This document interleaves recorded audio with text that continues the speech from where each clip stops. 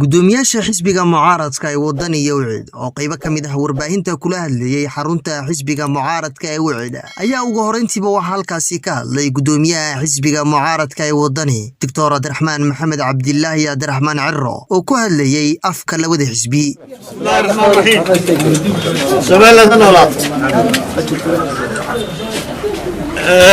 waxa ka warqabteen guddigii dhexdhexaadinta ee saddexda xisbi iyo madaxweynaha go'aamayna soo saareen 16 bishii 12aad go'aankana sida ka warqabteen saddexda xisbiba way aqbaleen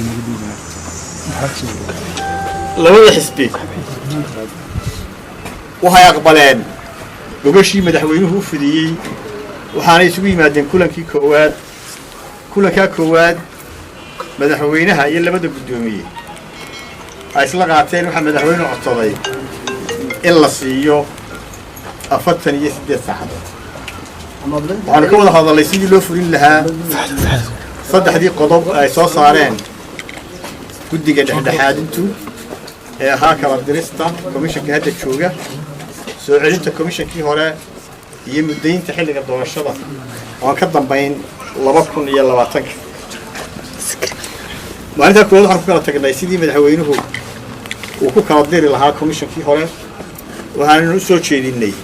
inuu u raaco kala dirista komishanka dariiqii loo maray 2009 ee ahaa laga codsaday madaxweynaha inuu ka codsado komishanka inay iscasilaan 48 saacadood kadib waan soo nimi madaxweynuhu wuxuu ku cudur daartay in hawlo jiray oo wada carwooyin ka mid ahaayeen iyo ergooyin dalka yimi waqtigu ku yaraaday waxaanu codsaday madaxweynuhu 14 maalmood oo kale si hawsha kala dirista loo soo dhameeyo hawlaha kale ee qodobada kalena loo guda galo markaas maanta waxaan isugu nimi kulankii saddexaad oo bishu 13 January madaxtooyada waxaa xukuumadda ka soo qayb galay madaxweynaha iyo ku-xigeenka labada gudoomiye iyo xubno ka socda saddexda xisbi qaran oo dheeraada maanta madaxweynuhu waxaan ka filaynay the progress report iyo wixii uu qabsoomay waxaana gunaanadkiisu noqday madaxweynuhu inaanu fulin karaynin kala diristii guddiga doorashooyinka ee hadda jooga arrintaas oo ka gacan taagtay inuu fuliyo taasoo macnaheedu waxa yahay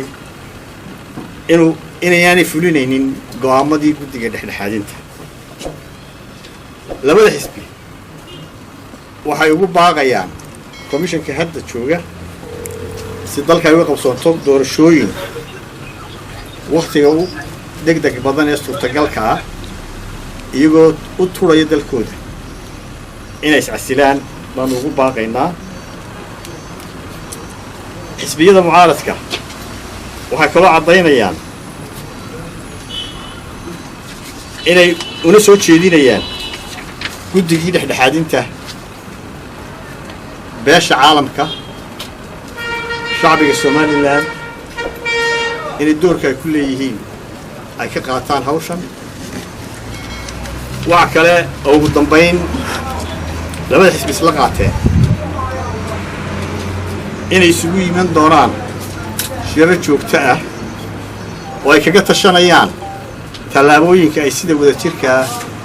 u qaadi doonaan haddii la yiraahdo السلام عليكم ورحمة الله وبركاته. shirkan jaraa'id ee labada xisbi mucaarada ee waddan iyo wicid ay qabteen waxa uu imanayaa kadib markii saaka subaxii ay kulan la yeesheen madaxweynaha jamhuuriyadda Somaliland mudane Muuse Biixi kulankaasi oo ay kaga wada hadlayeen sidii guddidii hore ee komishanka doorashooyinka qaranka dib loogu soo celin lahaa guddida cusubna loo kala diri lahaa balse arrinka isaga ay isku afgaran waayeen ugu dambeyntiina halkaasi ay ku soo kala tageen taa ayaana sababtay in ay shirkan jaraa'id maanta ay iyagoo midaysan ay qabtaan labada xisbi mucaarada